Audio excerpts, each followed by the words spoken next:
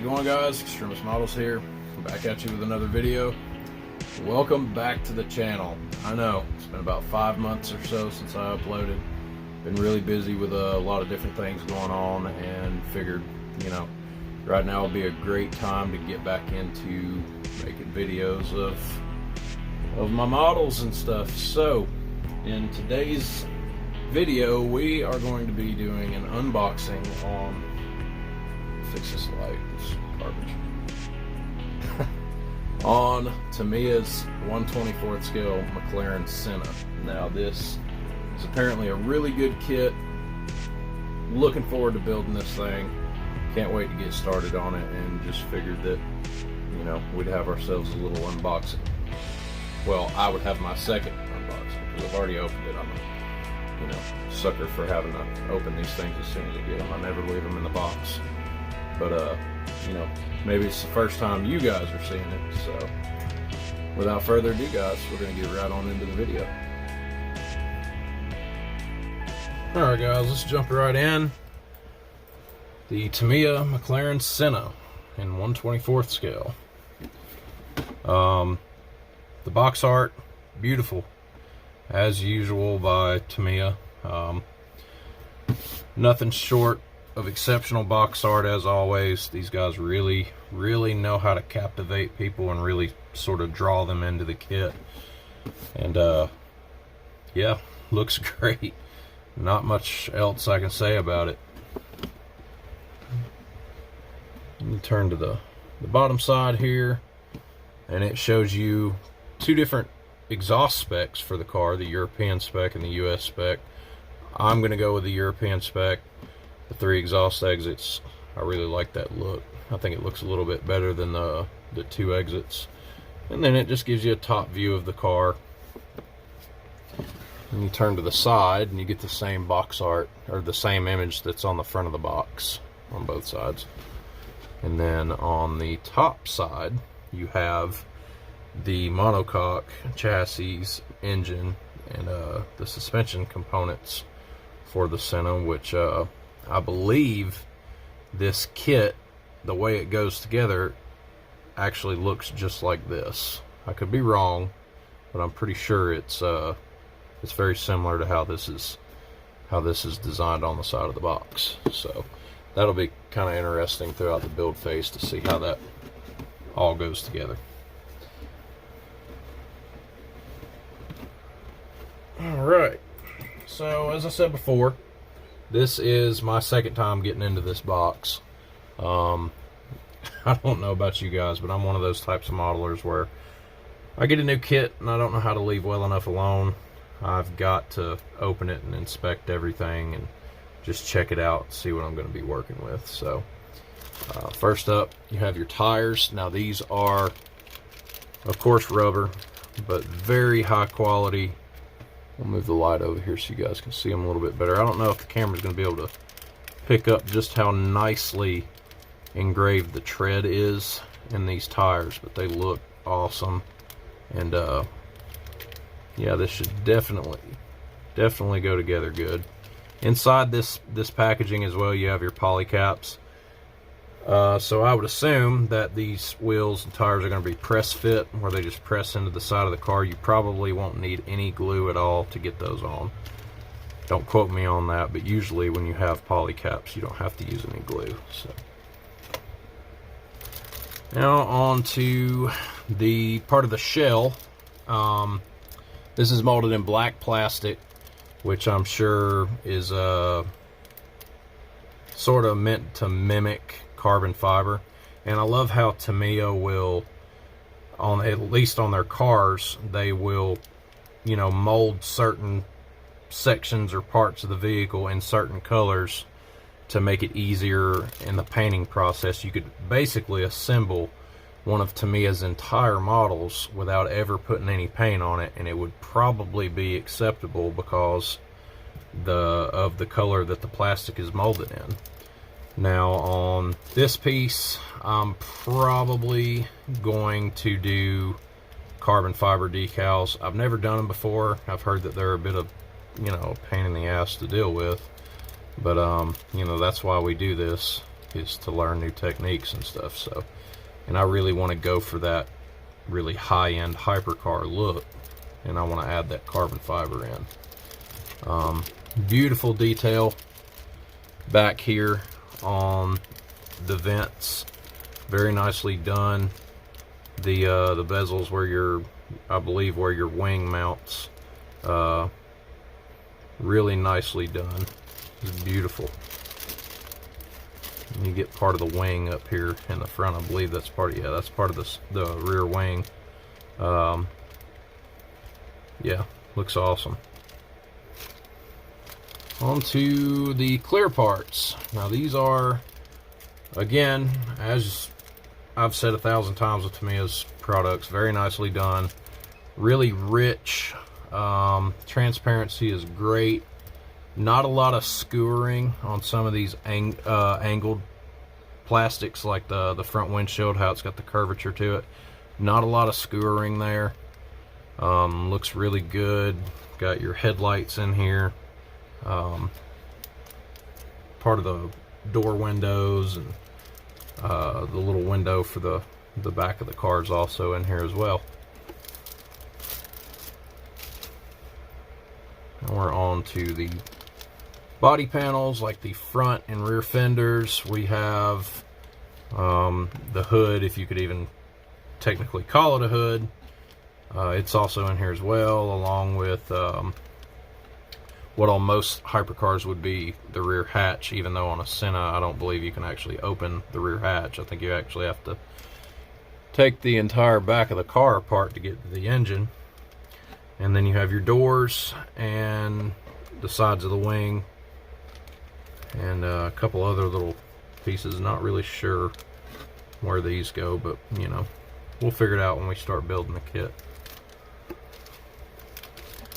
On to some of the mechanical parts. In this sprue, we have the engine, what looks like part of the turbo kit, the gearbox, the two different exhaust systems. You can use this one's broken into two parts. Should be easy to put together. The wheels look absolutely awesome. Those are killer. They got the little pins in them for the poly caps, so you basically just press these right through your poly cap, and they should, in theory, lock in without any glue. Got our brake rotors in here.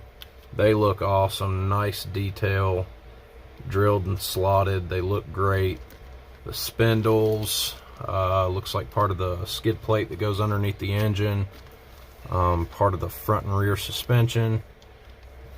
A lot of awesome looking parts on this sprue, and they're all finished. Again, like I said, you could assemble most Tamiya kits without ever even having to paint them. And this right here is a prime example. This is all finished in a really nice kind of satin gray, and you could, in theory, probably snip all this stuff away from the sprue tree and put it directly on the car, and everything be just fine without paint.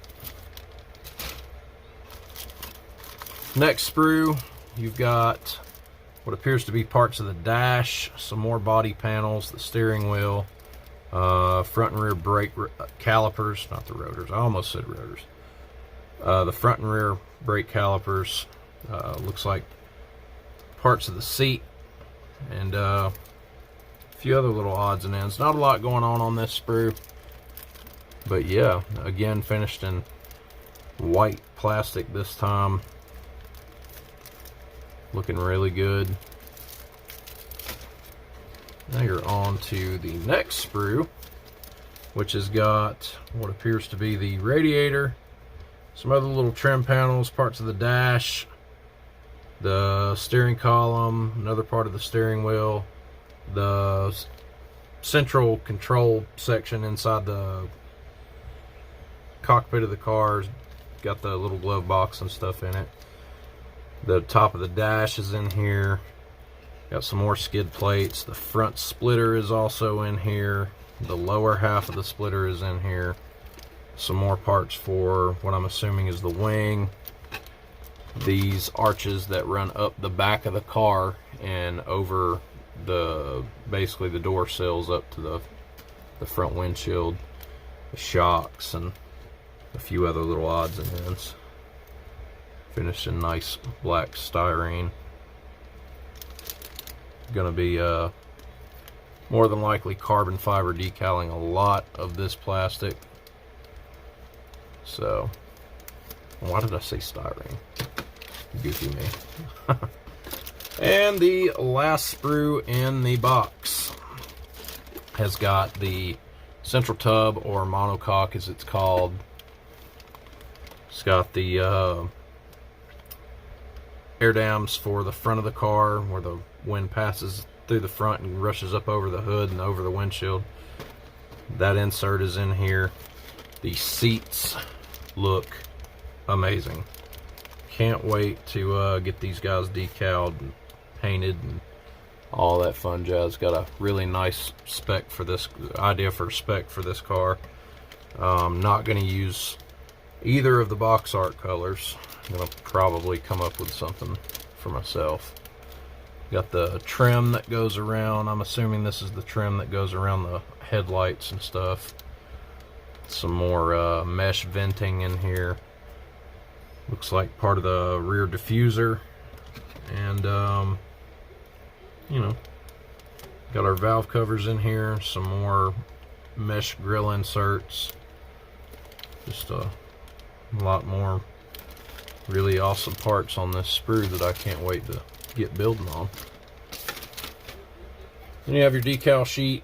You're not really going to be able to see it a whole lot in this packaging, but it's got all of your instrument cluster decals and the little entertainment system decals, stuff like that on it.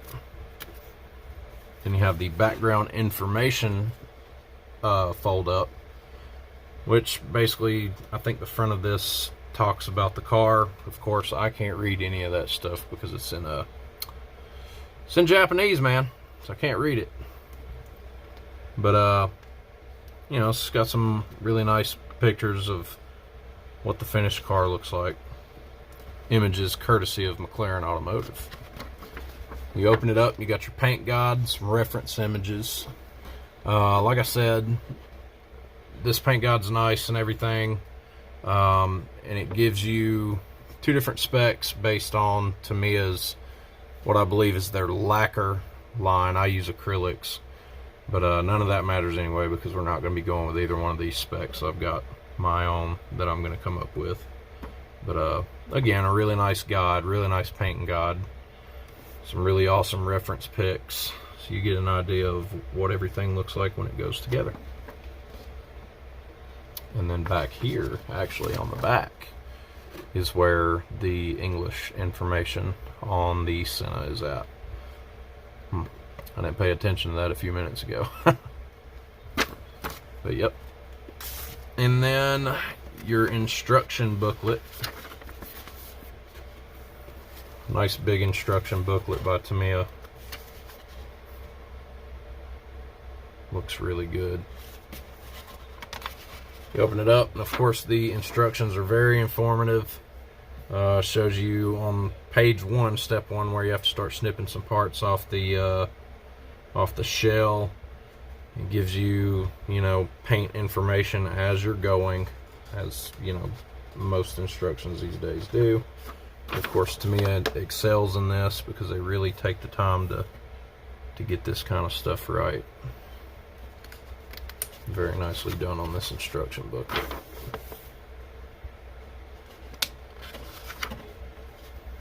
There's steps 16, 17, and 18. And we're only about halfway through this book right here. Actually, we'll just go ahead and go to the end. Oof, that's a lot of steps. So in 50 short steps, you could build yourself a 1/24 scale McLaren Senna. Yeah. 50 short steps, guys. 50 short steps. The last thing to do on this is going to be attaching the rear wing. Whew.